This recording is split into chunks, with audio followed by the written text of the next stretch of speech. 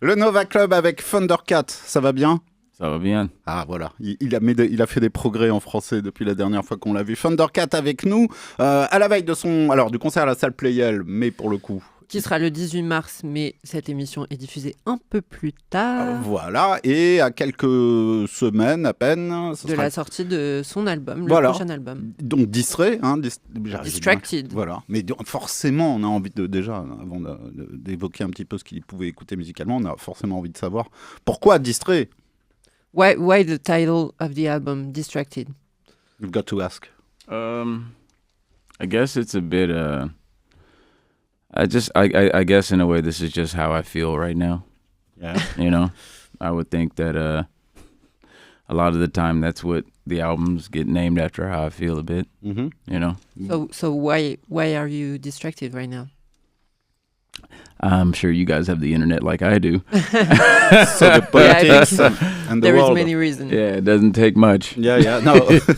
No, but it could have also been too much collaboration, too much music going on. It's the internet is I don't know, it's a horror. Can I say that on? Yeah. You said, yeah, that was nothing. So you're like everybody. You scroll too much on the social things, or just the TV and the news. I think that every once in a while, one of my friends is always kind of like, I will be scared to see what comes up on my feed of things because it just seems like it's just chaos. They're right. You know. But I don't know. I feel like there's still an awareness with me to know that it's like, put it down, you know. But I think we all do it, you know. And was it hard to focus on making music? Is it harder now than it used to be? Not harder, just different. Mm-hmm. I think that so much has changed over the last few years in my life to where it's just it's a different processing, you know. And I've been open to it. Okay. Yeah. Tell us more. What kind of things changed on the musical side? On the musical side, this will be the first album that was not produced by or executive produced by Flying Lotus, and executive produced by Greg Kirsten. Mm-hmm. And that is a huge difference. For one, goodness. I think another thing that was a different element to this was a lot of this was not created at home by myself. It was either created in Greg's studio or a studio. You know, a lot of the time it starts with me usually sitting at home by myself writing music, and it changes from there. But this is it was something different for me to go somewhere to go work on music. Okay. You know. Do you prefer working like that?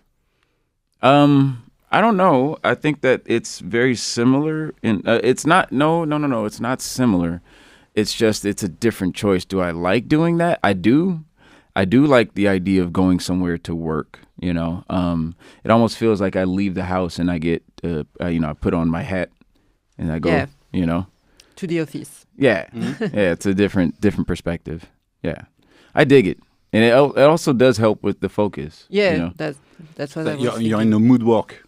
Well, yeah, and a lot of the time when you tell people you're working on music, you know, it's like when you're at home, it almost feels like you're not. So like if you're at home and you say to somebody, I'm working on music, they don't see that you're working on music. They see you're at home. Mm-hmm.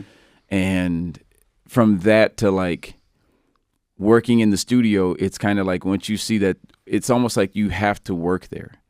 You don't have to. You can get faded and be stupid in the studio too, but it's like most of the time it's like you're going to want to spend your time working in the studio. And I've been enjoying that a bit, you know.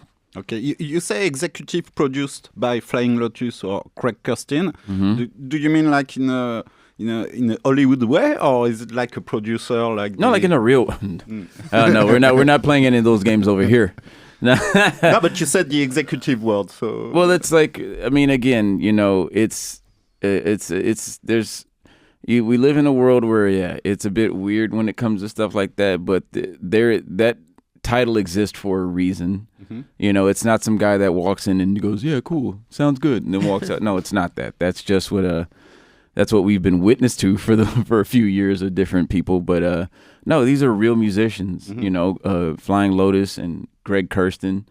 And the reality is, Greg had a hand in every song on the album, even Flying Lotus's. And at the same time, these songs were created with Greg and the couple with Flying Lotus. And yeah, no, this is very literally. So they have an idea of like the whole album and the whole process of making music. Yeah, it's through and through me and Greg sitting there a lot, and then also me and Flying Lotus at points. Did you produce things by yourself all alone or never? I do have moments that, like I said, yes, there are many moments that I've done by myself. But at the same time, I always feel like it's so much more fun with friends, you know? And I think that one of the things that was a bit of an interesting hurdle to get over for me was being comfortable back in my head by myself. And I think that was in a very interesting way on the album. The very last song is literally just me by myself again. And that was maybe the first song I recorded at home by myself in a while, since the last album. And it was really wild. It was a wild moment for me because it was a bit emotional. But at the same time, you know, it was just kind of like, it was kind of like I had to go somewhere to be able to come back home, you know? Okay. And it seems like the titles of the song on the album are very introspective. Yeah. yeah. So it's a self-conscious album, maybe. Yeah. Even if it's distracted. Yeah, you know. I think most of my albums are kind of like that for me, you know. It's kind of like it is a journey into oneself, you know. For me at least, you know, that's why sometimes there's a lot of jokes there or something, you know, but that's very much what this album is for me. Alors je vais le faire en anglais. So the point of the shows, when it happens to be, and it's quite cool, is to say what you were listening when you were 10 years old, 15 years old, and things like that, which is sometimes hard for people to pick a track and they have to remember. But the first question I always ask is, did they listen to music at home with their parents? But since your family is all about music, I guess you were born with music. Yeah. There's not a time you don't remember listening to music. Yeah. Very true. Very true. There was one point, the opposite of other kids who are not able to listen to music all the time. Is there a point where you say, "Oh, stop music! I have to be cool"? Nah, there's been a soundtrack to it. It's like the movie Birdman. You know, he's walking and there's the drums the whole time. There's always been music in the background, in the front, to the side, in the way in the distance. You know, there's always been music right here. Always around. And now, still now, when you're waking up, for example, do you play some music or you enjoy the... Yeah, when I wake up, SpongeBob is usually on. Because of the kid? No, because of you. Yeah, it's me. Like, what are you talking about? Yeah, it's either SpongeBob or Star Trek. You start with a Star Trek episode when you're waking up, or the music? Episode. Yeah, wow. Yeah. The music, you know, these cars now, clearly these cars are going to, I don't know, these electronic cars are weird, man. It's just immediately already calls the cops as soon as you get in the car. It's just weird. You get in the car, it just starts music. It's like, I didn't ask you to do that, but sure, why not? You know? Okay, so let's get back in time and what you were listening to. I guess, what were the most favorite music your parents were playing? Soul, jazz, or whatever? It's a combination of things. It was kind of like lots of things at once. I think you're asking me what's the question with this one? What were your parents listening the most? Oh man, a lot of jazz fusion, a lot of jazz, a lot of gospel, R&B not so much, maybe a little bit, but like mostly like real singer songwriter, jazz fusion, stuff like this. Okay, you start the selection at 10 years old with Stanley Clarke. Before we listen to it, if there was something you were listening on your own that was a bit shameful for your family, like some kids can have at 10 years old, maybe you were a fan of something totally different. Yeah, no, of course. I mean, there's two things that do come to mind that used to start fights over the TV, or like, you know, like me and my brother used to fight over the TV because he wanted to watch like Zildjian Drum Day videos, and I would leave the TV on Sonic the Hedgehog so I could listen to the music, and it would cause physical fights. It would get pretty physical, like, you know, like, hey, you know. But then there was that, and then there's the time that I think I remember this vaguely. My dad thought that I was just listening to the Ninja Turtle soundtrack and playing, so I think it was either my mom or my dad came in and like, turn that soundtrack, and they saw me with my bass, and then they just walked back out because I was practicing to the Teenage Mutant Ninja Turtles soundtrack.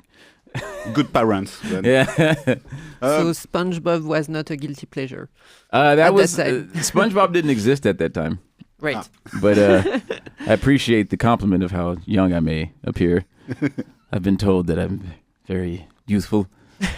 So at 10 years old, you listen to Stanley Clarke, which is not that common, I guess, or maybe in your family, but it's very common. Oh, at 10 years old? From me? Yeah, for you, yes, I think it's common, but a normal American guy at 10 years old. Yeah. I didn't realize how different we were until way later in life, like, you know, trying to introduce friends to music, or like, you know, like a good example would be like, you know, me and my brother really knew who Tony Williams was growing up. You know, we knew his role in jazz. We knew everything about him. And we didn't realize that that wasn't just such a common thing that people didn't know about Tony Williams. So even amongst other drummers at my brother's age, you know, it would be like, who's Tony Williams? And you'd almost want to just kick him in the butt. They'd be like, how did you learn anything without learning of? So that means if you don't know Tony, that means you don't know Jack DeJohnette. That means you don't know. That means you're lost. If I tell you I don't know who is Tony Williams. Don't ever tell anybody this. Don't ever tell anybody this. Ok, on y va. Il a 10 ans, Thundercat, et il écoute ça.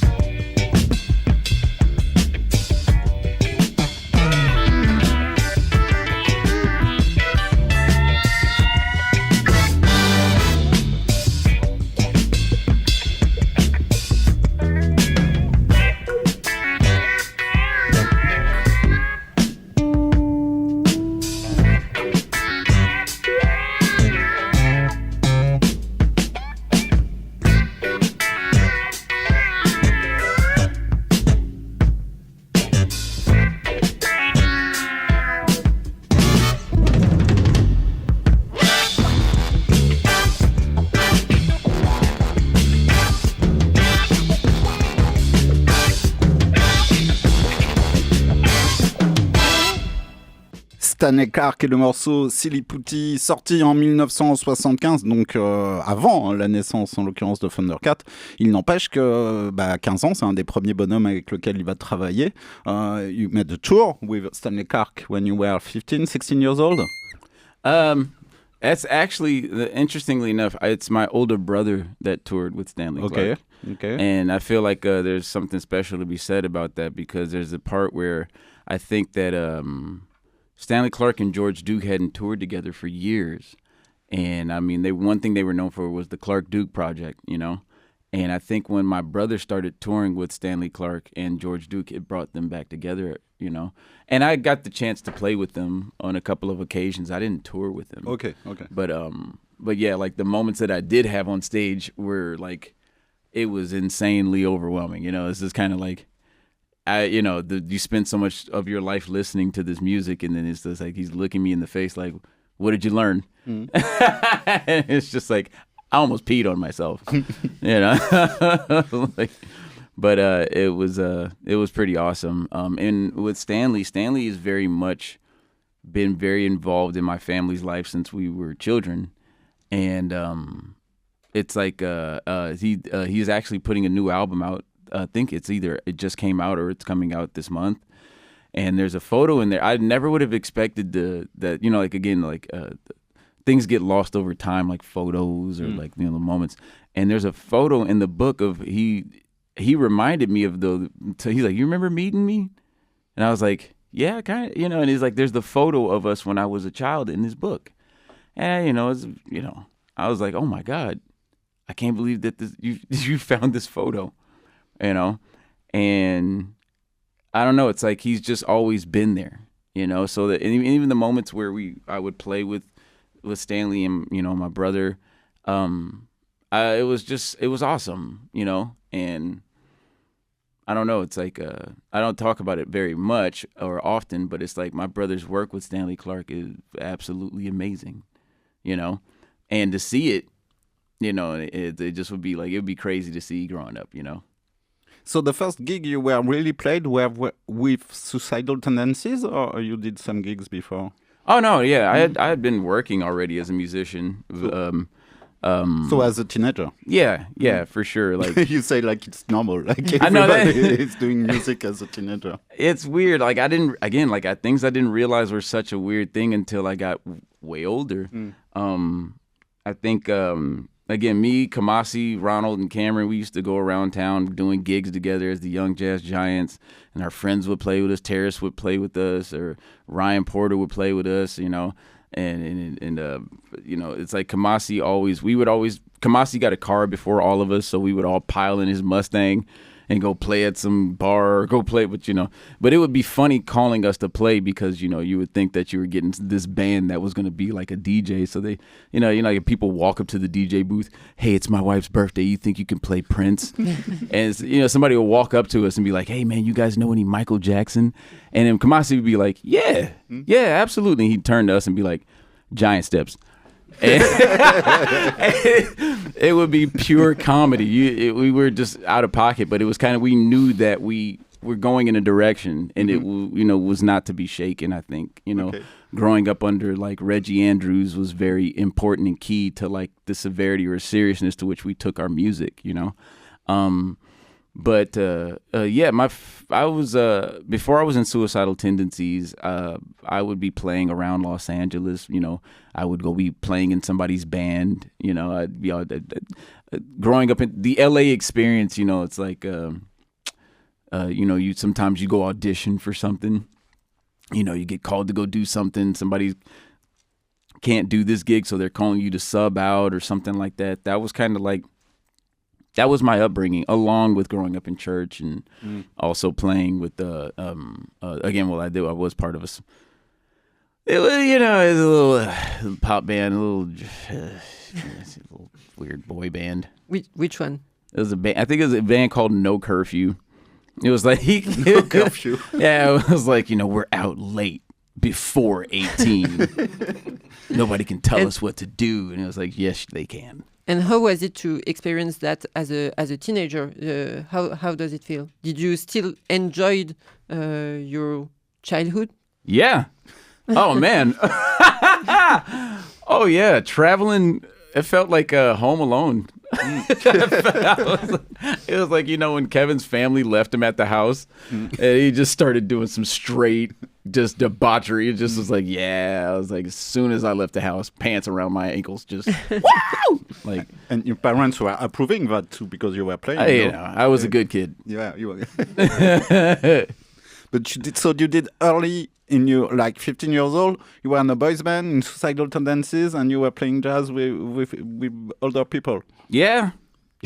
Yeah. Okay. Yeah. Yeah. I think I joined Suicidal. I had to be either 16 or 17. Mm-hmm. Did you like that music before? Oh, yeah. Oh, yeah? Oh, okay. yeah. Oh, yeah. Yeah. It seems strange for some people, but nowadays people are more open-minded. Well, yeah, that's kind of like, in a way, that's also a plus side of streaming and the internet and stuff like that, where it's like, there's so much to see and choose from and understand. Like, you don't have to like go down one rabbit hole and be so hardcore in one way. It's like there's just so much to, and then the knowledge, sometimes it's still passed down word of mouth, but it's just there's so much that you don't know. And that's what makes it pretty fun. And I think that growing up and not thinking so much about I'm a heavy metal musician or I am a jazz musician. It was a very strong base of jazz, but it was just very much like, I don't know. I don't know where this is going, so I will try to meet it where it's at. And were your parents understanding the suicidal tendencies? Even the name can be tricky for parents, I guess. Yeah, but Suicidal not only had a reputation, but also was like, the reality is Mike Muir is a legend, period, and full stop. It's just Mike Muir is a legend for what he did for Los Angeles in thrash and punk music, to say the least, And he also was maybe one of my biggest supporters in the beginning of my career and still is to this day. And goodness, man. Yeah, but like, me 16, 17 years old out the house going to Germany and Portugal and, playing punk shows, that maybe that was insane. That was a great moment in life. What was the wildest show you did? Wildest show? Oh, man, I couldn't tell you that. If I could tell you that means it wasn't wild. Yeah. Okay. Yeah, it's a good answer. But it was very formative to my growth and development as a musician. Yeah. And at 15 years old, you were listening to this.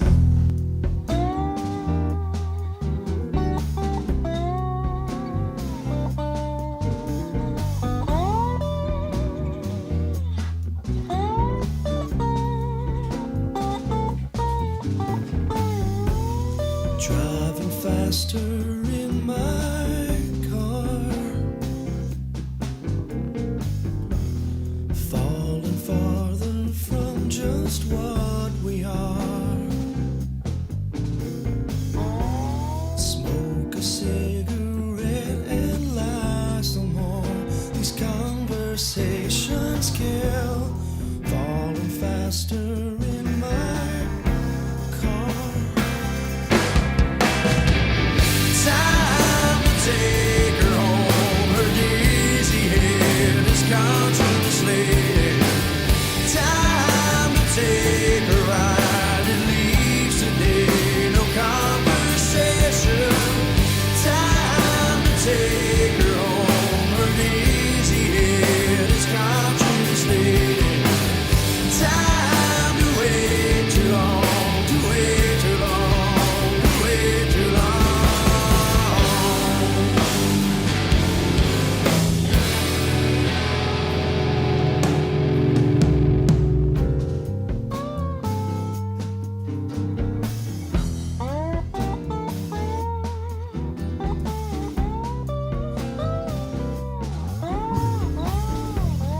Too much walking, shoes worn thin. Too much tripping, and my soul's worn thin. Time to catch a ride, it leaves today. Her name is what it means. Too much walking, shoes worn thin. Time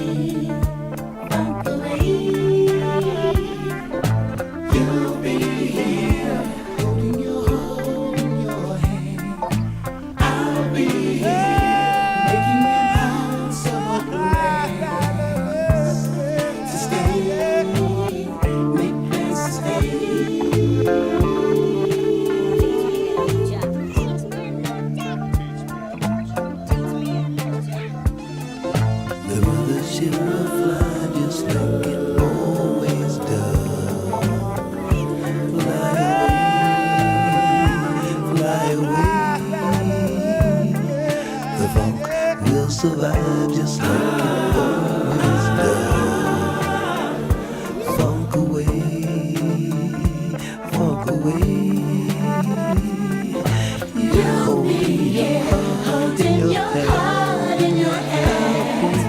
I'll be here, making it possible, babe. To stay, plans to stay. On the mountainside, to the sea.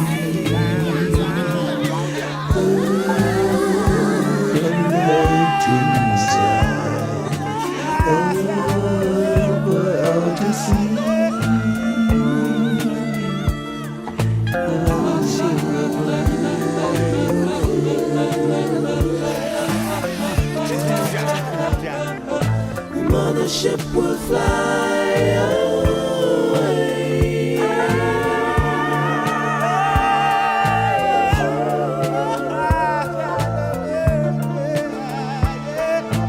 Now is the day you fly away.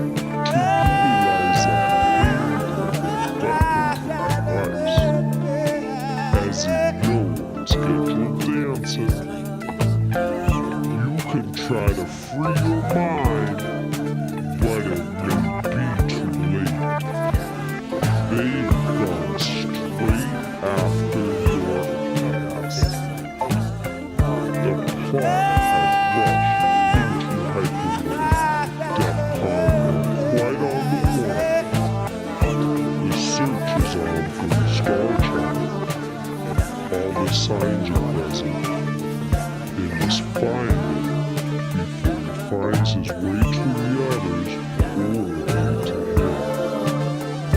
He's the only one missing. The final clone, Dr. Thundercat. On the countdown to the Ludio Galactic Gathering. The critical mass. God is a grunt and grunt. A giggle gaggle of Ludius Maximus. Enough run shaken and quaking the prophesized wiggle wave. A signal for the return of the munch.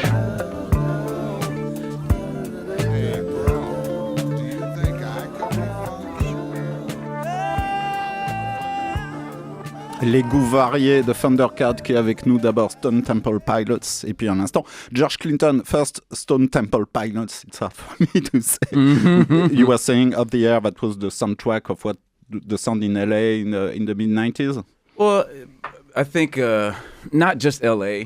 I think this era of rock was very, very specific to like 90s into the thousands, you know, a bit. That was very much like one of my favorite movies growing up when I was a kid was The Crow. Mm-hmm. Like it still is one of my favorite movies. And not only was this the soundtrack of this, you know, it's like the whole movie is kind of like this cult classic, legendary movie. But it's like the Stone Temple Pilots for me, I growing up with somewhat of a musical upbringing, I think I tended to like lean more towards this melodic level of rock like this. And I don't know, that's what usually got me into something. It was the music being of a better quality. And I think that even though I think that maybe subconsciously for me as a kid, as long with alongside that this was my favorite movie, like that, the Stone Temple Pilots, that album, that big album was, I think it was Purple. That's the name of the album.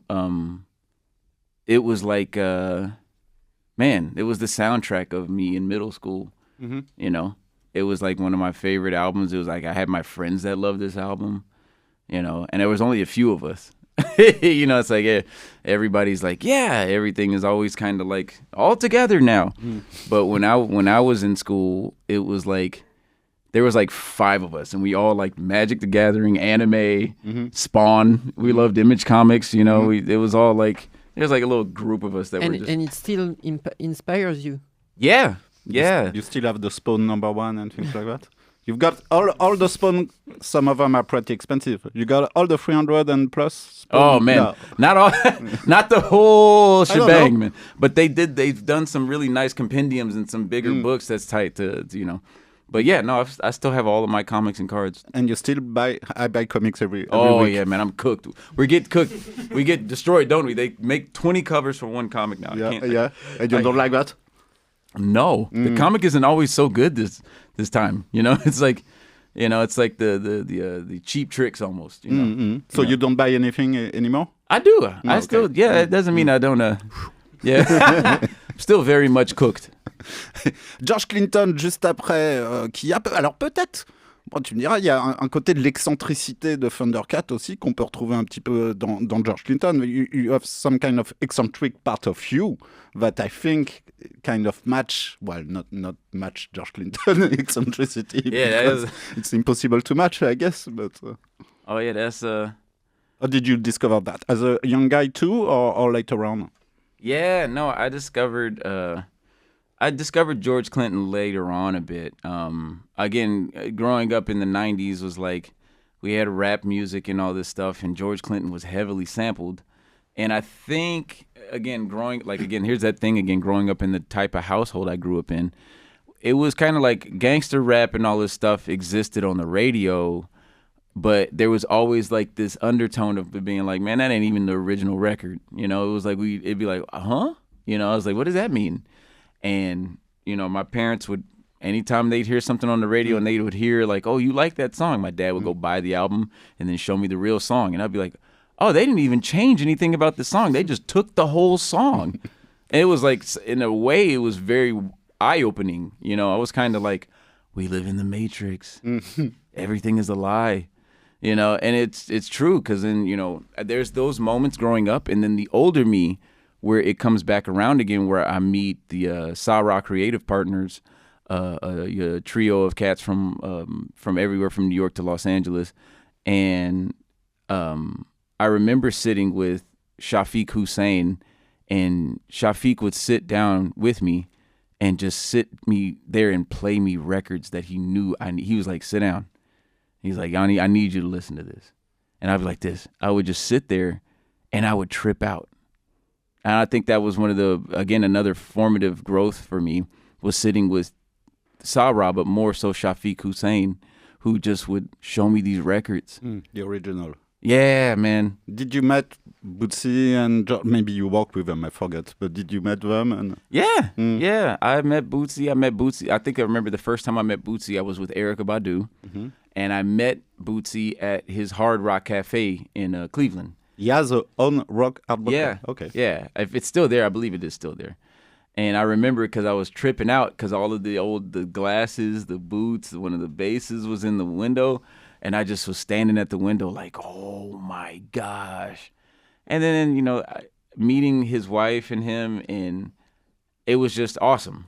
And then from that to meeting George, who I tend to see very often, more often than not. It just was for me, it's kind of like wild that just became also reality. We're just being able to see him and have access to him. I think he started working with Brain Feeder years ago, and it was crazy because it was like, no way, George Clinton's he's back outside. But it was also after all of that crazy ordeal had happened with the royalties, or like the things that had been going on, where he was basically, I don't know, it was like he just got, you know, stolen from her. It was, you know, some weird something or other, something. I feel like I vaguely remember this. It had to be at least 15 to 20 years ago. But once we started seeing him outside, it was like he's here now. And it was just, and so, yeah, that's my meeting of George and Bootsy. And when you met a guy like Bootsy, do you speak about bass with him or not? Like two workers? Well, you know, I mean, we talk. It's like we've only had limited conversation, but it's like it's not always about like, you know, bass as compared to life and talking about experiences and stuff. One of my favorite things he did recently was it Tales from the Tour Bus. Mike Judge, he did like a recap of stories in his life, and he was doing there was a James Brown episode that was talking about Bootsy playing with James Brown and then Bootsy playing with Parliament, and it was just like watching Bootsy's recaps or recounts of old stories. It's the funniest thing on this planet. And you talked a bit about listening rap music on radio, but you worked with rap artists. Like at that time, you were working with Snoop Dogg. Yeah. Yeah, no, I toured with Snoop Dogg for a few years. Well, Yes. Which area of Snoop Dogg are you touring with? This is what era is this? No Limit or before? No. This is is this before? This was between R&G, you know, the R&G album. Yeah, I don't remember. And what is that? Blue Carpet Treatment, and what's the one with all the Pharrell production? Okay. I'm forgetting the name of the one. It's the one that has Drop It Like It's Hot. Okay, Drop It Like It's Hot. Okay. Good area. Yeah. Yeah. This was this era of Snoop Dogg. So he was far away from Suge Knight and even Oh no Limit. way far Yeah. away. Yeah. And it's a music that inspires you, because you didn't put any rap song on the list, but did you listen to it at that time? Yeah, absolutely. The Dog Pound, all of that. Bone Thugs. I used to love Bone Thugs and Harmony. Oh my gosh. I think that scared my parents with that one. Yeah. The lyrics? The lyrics, the videos, the album covers. They were like, no, sir. And I think my dad trusted my judgment, you know. Maybe your parents could have been worried about you listening to Mr. Oiseau too. Yeah, no, they weren't too worried about me in many respects. On arrête les histoires de saut à glace. Allez.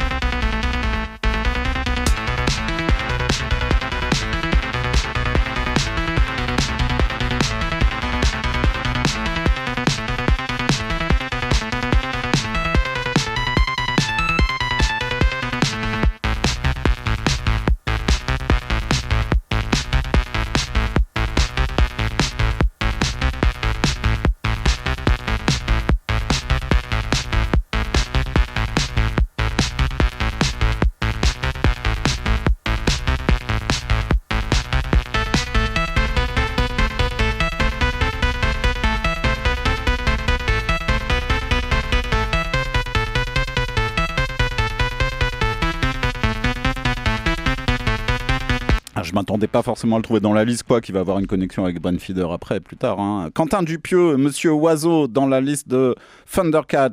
How did you find Mr. Oiseau? Mr. Oiseau is the way you say it too. Yeah. Okay. Yeah. How did you find Mr. Oiseau music? This was around the time that I believe me and Flying Lotus started working together. Mm-hmm. And I remember, meeting Flying Lotus at South by Southwest. And, we always said we would work together at some point, and then it took some time, and then we finally got together to work. And when we started working, it was just like, it just started with me and him and a computer and a bass. And we kind of started to step into each other's worlds a bit, And I think that Flying Lotus is who introduced me to Mr. Owazo's music.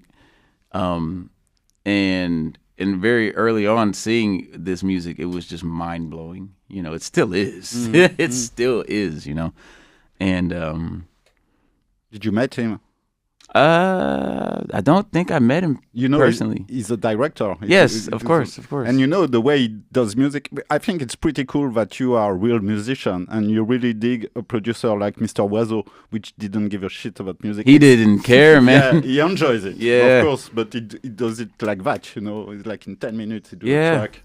But I think that's the magic of it. It's almost like it's like the ripping up and the ripping up of the groundwork and building something different is something special to be said too, and maybe that's what this is for Mr. Owazo. But it's like, from what we hear, it's amazing.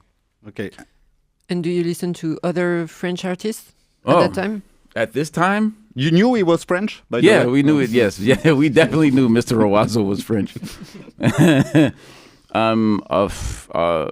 For me, the spectrum is too broad because it'll go from that to like Serge Gainsbourg. Mm-hmm. Okay. So it's like it's there's many different, but this was very influential in the earlier stages of the workings with me and Flying Lotus, I think. Oiseau? Yeah. Okay. Yeah. Mm. Yeah. Okay. And Flying Lotus, we're gonna listen to Flying Lotus, which signed Mr. Oiseau for one LP after. Huh? There's one LP of Mr. Oiseau on the Brainfeeder label. Yeah. Everything connects. Yeah.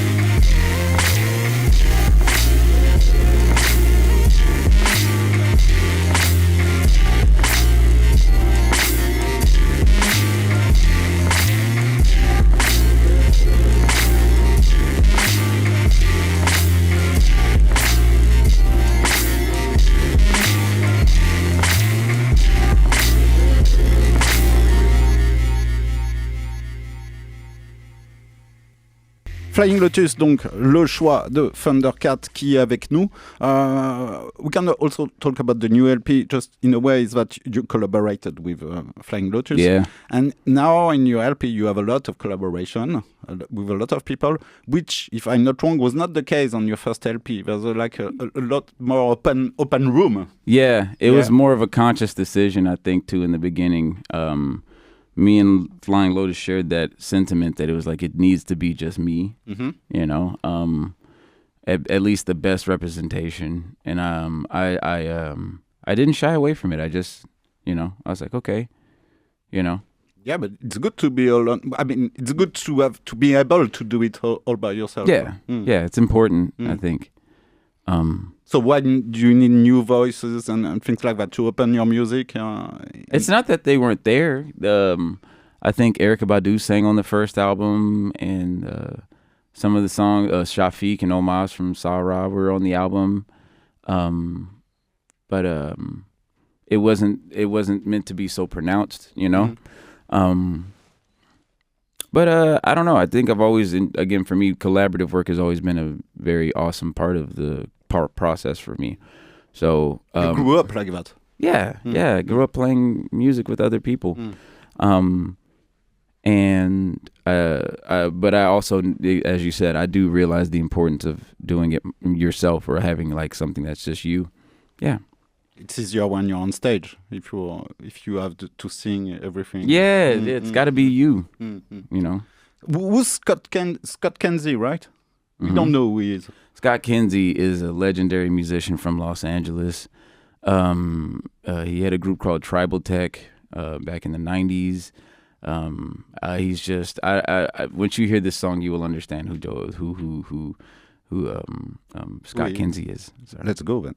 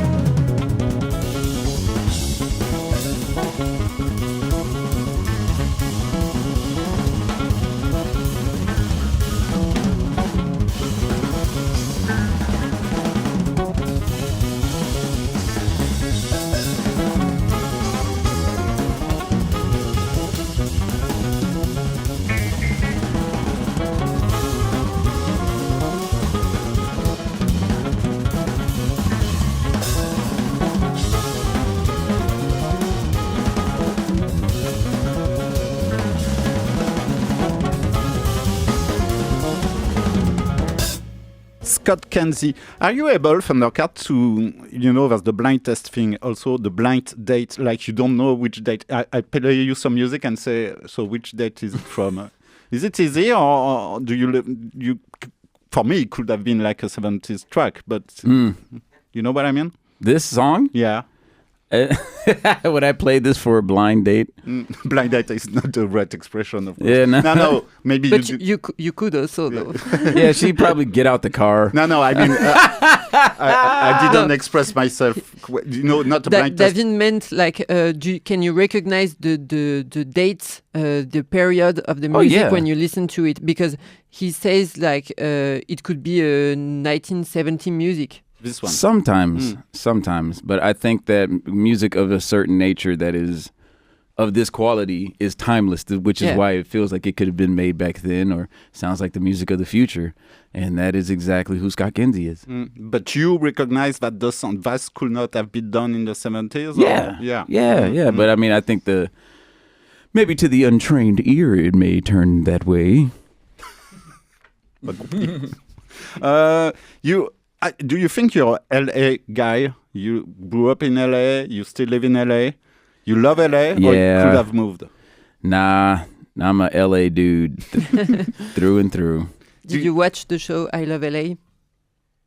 No. Do you think, my question is stupid, but I was thinking about that. Do you think you could have been a New York guy? Hell no. I got 2 weeks of New York at the max. Okay. That's 2 weeks. Why? 2 weeks of trash on the street. 2 weeks of people honking. 2 weeks of weird security club bouncers. 2 weeks of weird situationships. Okay. It's about 2 blind dates. Yeah, 2 weeks of blind dates. 2 weeks of jam sessions. Do you see the video of the guy that was the self-taught legend? No, I didn't see that. There's this video of this guy that's like that went viral where he was like, the self-taught legend guitarist. He's like walking around New York and he's just kind of like trying to, he's what I'm talking about. And then he just winds up getting beat up on the street because he's just. And only in New York. Yeah, only in New York. But you can walk in New York. There's some good part of New York. You can work or walk. You can walk. Yeah, you can walk, but do you really want to take that? You don't like walking? I mean, I don't mind walking, but you don't do a lot of walking. What are you talking about? You're a LA guy. You take a car for everything. But I do some training. I do some stuff. I get my steps in. I get my steps in. But yeah, like that's a walking in New York. I think the funniest thing in New York that happened recently, other than 50 Cent just trolling on a consistent basis, is literally like all the snowfall. They were like, "Wow, look at all the snow," and then it was like, "Don't touch it." It was immediately, it was like, why? What's wrong with the snow? And then as the snow's drying, it's just dog poop and like needles. And you're just like, oh, wow, it just gathered all the poop and needles into one area for me. Great. Yeah, well, you mean the snow in LA? Oh, there's no snow in LA. Nah. I'm like, the best, what the best part about LA's weather is too? If we always have to make it seem worse than it actually is so people don't get mad or jealous. It's like, oh, it's going to be a big storm this week. And it's just like, yeah, that storm was like maybe 1 or 2 days. It's not. It's like it's back to 78. Well, you have some fires though. Yeah, but most of the time it's on purpose. We lie about everything. So, as you can see, we don't really do well with. And do you like collaborating with West Coast artists? Like you collaborate with Kendrick Lamar, for example. Yeah, of course. yeah. Is it like a West Coast connection? A little bit, yes. It is because in the sound, it sounds like it. Yeah, I think for sure Los Angeles has different aspects of like sound that are definitive to like hip hop and things like this, and there are things you can tap into, But yeah, I love working with West Coast artists, and I always have this thing for us on the West Coast. I feel like they always say if you can make it in New York, you can make it anywhere, which is true. But if you make it from LA, that means you were supposed to make it. Okay. Like if you get what I mean, because it's like you're fighting through so much stuff in LA. Everybody moves there to try to do the thing. And then, everybody's trying to find their voice and do this thing. And people are stealing all the time and doing all of this. And if you can manage to get somewhere from Los Angeles, you deserve to be there, So Kendrick is, that's why you call him King Kendrick, He's untouchable because that's a sharpened sword right there, It's like, don't drop it. He'll let you know real quick, as we've seen in history. So you're more stupid question again, but I don't care. You're more a Zoran Mandani guy or Gavin Newsom guy? Oof. I think California just needs to just float off and become an island. Far from New York. Yeah, it's just Far from the United States, I think. Yeah, but you collaborate with New Yorkers also because you don't get me wrong. I love New York. Like you have a single with Willow. I think she's from New York. She's from LA. She's Will Smith's so family. it's the West Coast connection again. Yes. See, her dad's from Philly. Yeah. Yeah. Will is from Philly. Will, Big Willie. I call her Little Willie. On écoute puisqu'on en parle.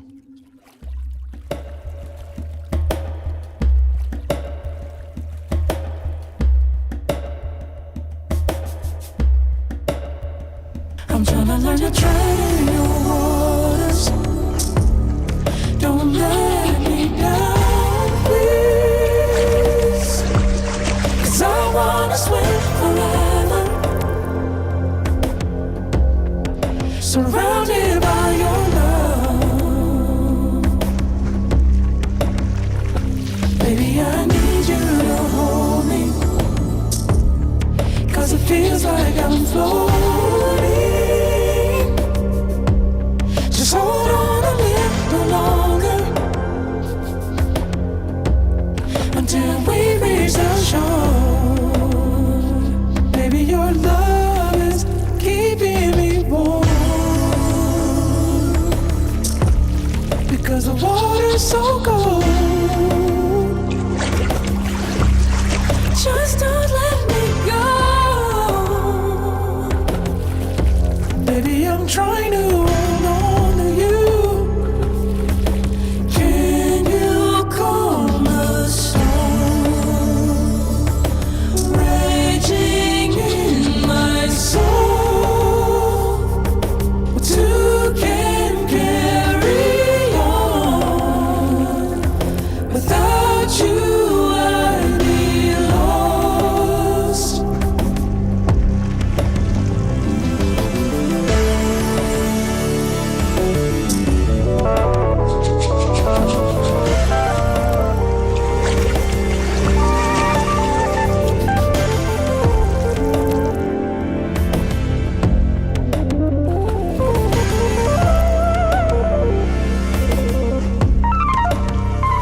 I'm trying to learn to tread in your waters. Don't let me down, please. 'Cause I wanna swim forever, surrounded by your love. Baby, I need you to hold me, 'cause it feels like I'm floating. Just hold on a little longer until we reach the shore.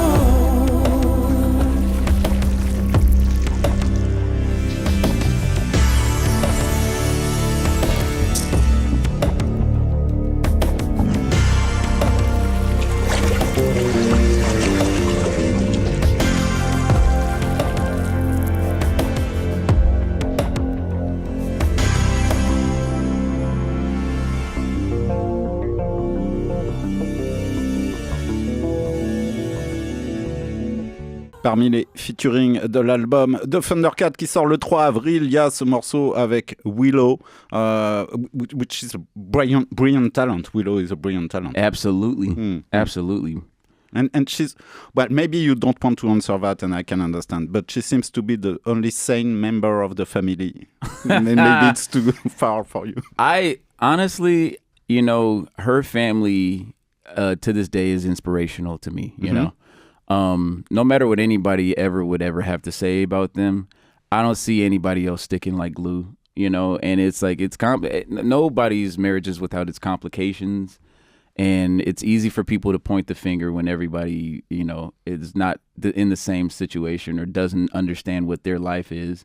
So I hold a special place in my heart for their family. Okay. You know all of them? Yeah.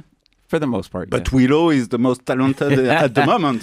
Willow is her own person. Yeah. And she is very much like, she has found her place, I think. She is also finding, and like she's knowing who she is now. And she's just owning it, you know?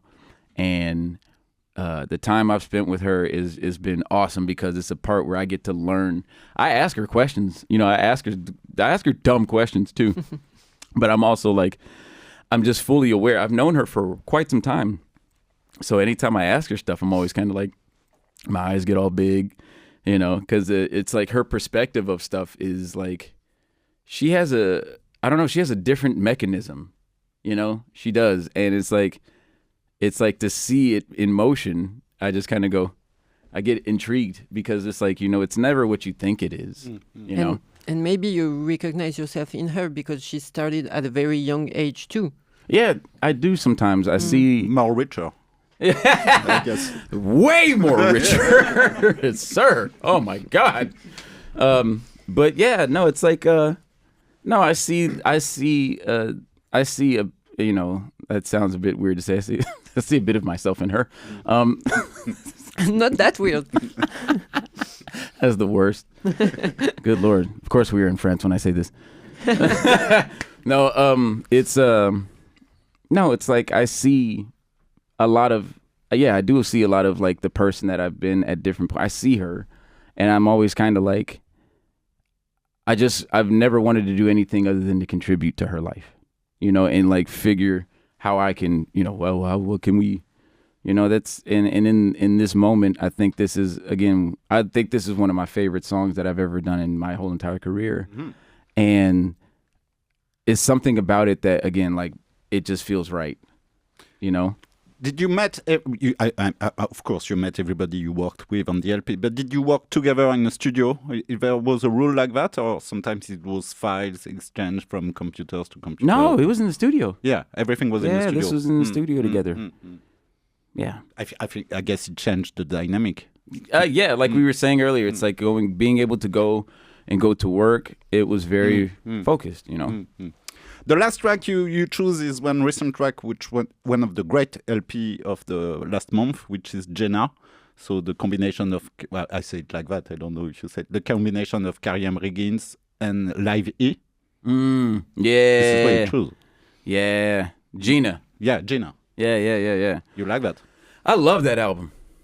I'm again. You know Karyam, I guess. You know, but Live E? Yeah, Liv. Liv. Okay, sorry. Yeah, say it like that. I got a chance to tour with her brother, younger, and I didn't know she was related to Tehran. And I remember him telling me, "Yo, man, you got to meet my sister. She lives in L.A." And I'd be like, "I ain't got to meet your sister," you know. But here we are, and it'd just be like I would see her, and I'd be like, "Oh." It was immediately like family, and I also have known Kareem for many, many years. So it's like, and Kareem is like rare, man. You know, it's like the rare pop out, you know. But he pops out, and he's got that real Detroit energy. He really be like, yo, and it'd be like, there he is. You know, it's like, oh, there's Kareem. He always shows up and just to remind you, just a reminder, and then and then he's gone. You know. I don't know. Is there Detroit energy, you say? Yeah. Yeah? Why there's a special energy in Detroit? Why is there special energy in Detroit? Or why is LA different than Detroit? Well, number one, we didn't create Stevie Wonder in Motown or Slum Village and Jay Dilla or electronic house music. Yeah, like, no, that's all Detroit, man. You know? It seems you're more amazed by Detroit sound than by LA, but you're right. There's no Motown and yeah, they all. Know? But here's the reality: they all moved to LA. Yeah, because of the sun. Yeah, the sun. Yeah, the sun. We will call it the sun. But how do you call it? Money. Okay. Opportunities. That one. Yeah, they didn't move to New York. Because of the sun. Yeah, they wouldn't have seen the sun. Motown would have become like a goth metal label. It's like they make industrial music. I wonder why they never see the sun. But yeah, so the Detroit is Detroit forever, man.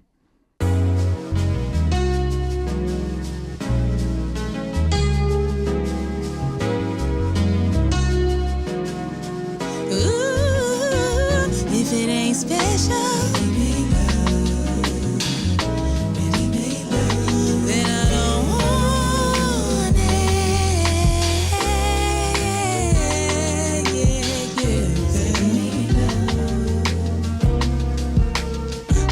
I like it when it's tailored.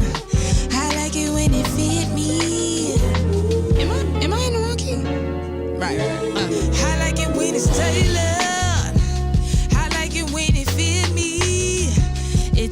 So long to get this shit right. Oh, so you say this ain't nothing.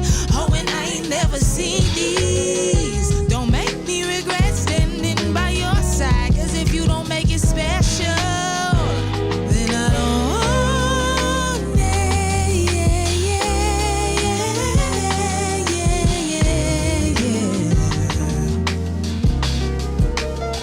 So can you make it special? Make it special.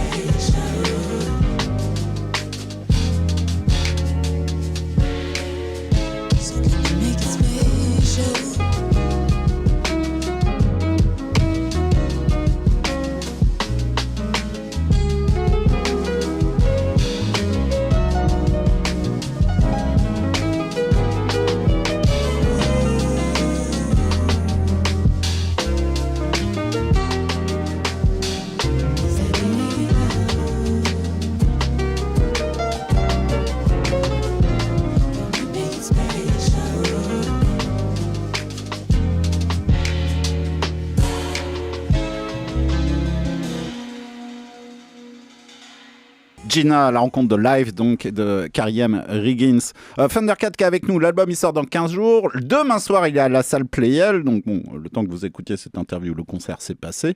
Mais do you know salle Playel? You're playing tomorrow, the place you're gonna play tomorrow? Yeah. It's kind of a special place. It's not. There's a lot of concerts there, but it's more jazz or classical. Or, You like those kind of different vibes? Yeah, man. Yeah. I love.